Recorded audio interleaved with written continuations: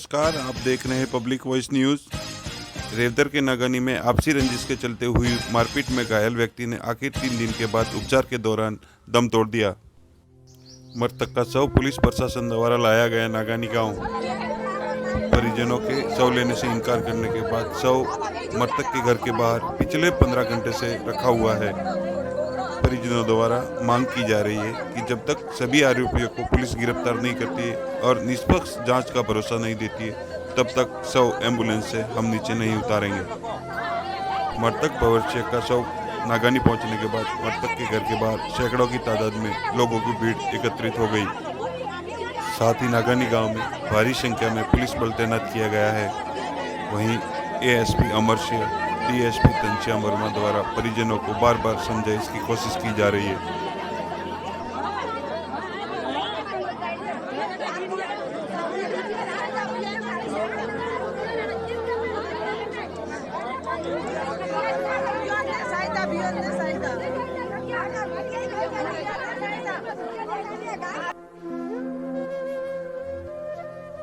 मृतक के परिजनों का कहना था कि पुलिस समय रहते इस मामले में गंभीरता दिखाती तो आज बच्चों के सर से बाप का साया नहीं उठता।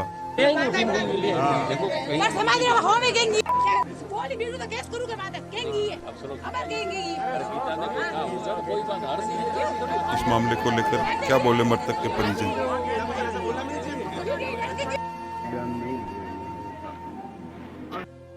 आपके पिताजी के साथ में क्या हादसा हुआ, किस तरह का हुआ, और आपने जब इसकी एफआईआर पुलिस को करवाई तो किसी आरोपियों को पकड़ा गया? मेरे पापा घर से जा रहे थे गांव में जा रहे थे और उन्होंने देखा अकेले थे, इसलिए वो सब आए और उन्हें मारने लगा और गाड़ी से पहले तो धक्का दिया और फिर गिर गए और सिर्फ उन पे मारने लगे गिरे तो ये यहाँ पर क्या घटना हुई आपके पिताजी के साथ और अब तक क्या कार्रवाई की पुलिस द्वारा? कोई कार्रवाई होने की कोई आशंका हमारे काम तक नहीं पहुंची है। पता नहीं क्या हुआ, पुलिस ने कुछ किया या नहीं। अभी मेरे पापा दोपहर को 4 बजे घर से निकल गए। मैं होटल पे जाके चाय पी के आ गया। वो जा ही रहे थे कि पीछे से आसपास से जो फील्डिंग में उनके जो लोग लगे हुए थे, उन्होंने फ़ोन किया कि भगत सिंह घर से निकल गए। उस फोन करने की वजह से उन्होंने आगे भी तैयारी थी। आप बताइए कौन लोग फील्डिंग में लगे हुए थे, क्या आपको उनका नाम पता है? नाम नहीं पता सर। तो आपके द्वारा नामजद रिपोर्ट दी गई है तो वो किसके द्वारा की गई है? वो मेरे दादाजी। आपके दादाजी के द्वारा की गई। तो अब आगे क्या कार्रवाई कर रही है पुलिस? कुछ कर रही नहीं है, पकड़ेंगे। आप प्रशासन से, शासन प्रशासन से क्या करना चाहेंगे इस मामले में? एक तो मेरे पिता जो हमारे घर की हर चीज़ में पूरी चलाते थे।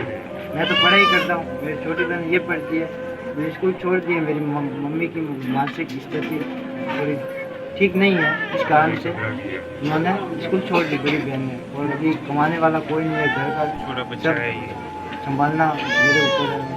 कुछ सरकार से मदद मिल जाए तो बहुत ठीक रहता है। जो भी तो पुलिस अब यहाँ पर शव लेके आपके घर के आगे, आप शव लेने से मना कर रहे हैं, तो उसके आगे आपका क्या क्या इरादा क्या आपका? एक तो न्याय चाहिए, उनके साथ जो हुआ है वो किसी और के साथ में न हो। और उन जितने भी बंदे उस केस में लगे मिले हुए किसी भी आपने कितने लोगों के खिलाफ एफआईआर करवाई है? और ये कौन लोग थे और कहाँ के रहने वाले हैं? जो बाहर के हैं एफआईआर भी है। एक एसपी साहब को एफआईआर दी थी मेरे अंकल ने, उसके एसपी साहब ने कुछ किया नहीं, ऐसे ही पड़ी रही। इसकी वजह से आज ये मेरे पापा इस वारदात से पहले दी थी, खतरा था। 1 महीने पहले दी थी, आप कुछ करेंगे। जांच एडी साहब को सौंपी लेकिन कुछ नहीं हुआ और इसका रिजल्ट मेरे पापा आज मेरे साथ नहीं है। ये जो अभी जो घटना हुई उसमें मैं तो यहाँ था नहीं, अहमदाबाद में था, और मेरे ऊपर किसी राह चलते व्यक्ति का फोन आता है, बोले तुम्हारा भाई लोही लुहान हालत में इस जगह पे पड़ा है। ये कौन सा गांव है ये? नागानी गाँव बराबर। और मैं वैसे ही मेरे पिताजी को फ़ोन करता हूँ, फिर सीधा मैं एसपी साहब को फ़ोन करता हूँ कि भगत सिंह के साथ हादसा हो गया है। और एसपी साहब को मैंने पहले ही घटना के बारे में और लिखित रूप से उनको दे रखा था कि किसी भी व्यक्ति की, मेरे परिवार की जान हानि हो सकती है तो मेरे को सुरक्षा प्रदान करें।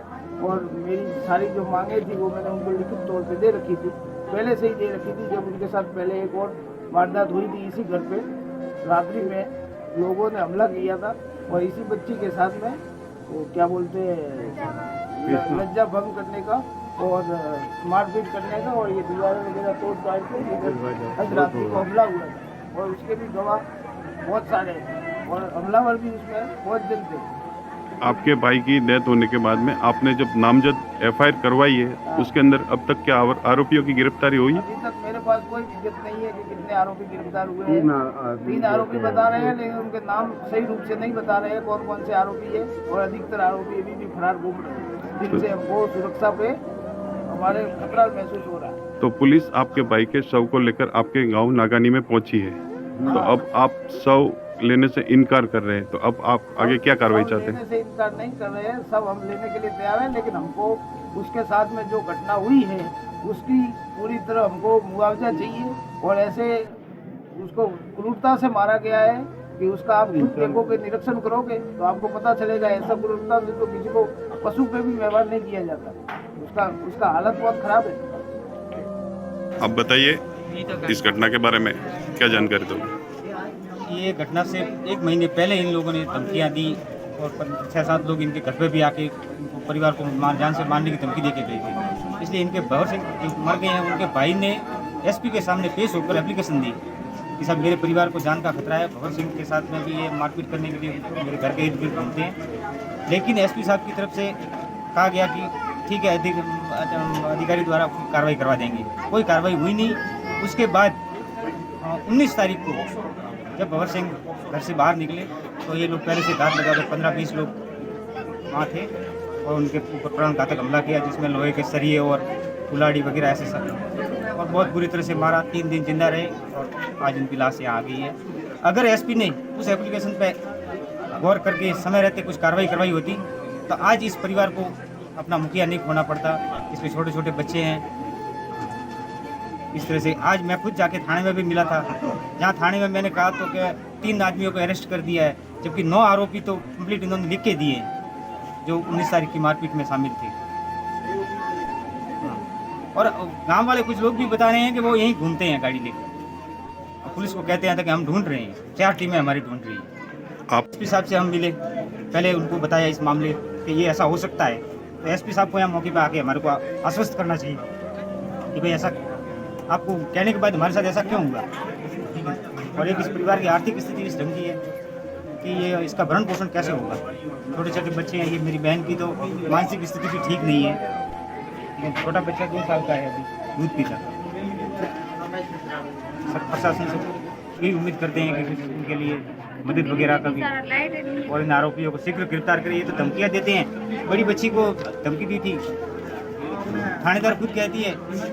क्या बताया थानेदार ने? थानेदार ने कहा कि चुप हो जा, नहीं तो तेरे पे भी मुकदमा कर देंगे, अंदर कर देंगे। ये कब बताया? ये उस दिन जब मौके पे जांच करने आई थानेदार। कौन है थाना अधिकारी अनादरा? गीता सिंह करके नाम।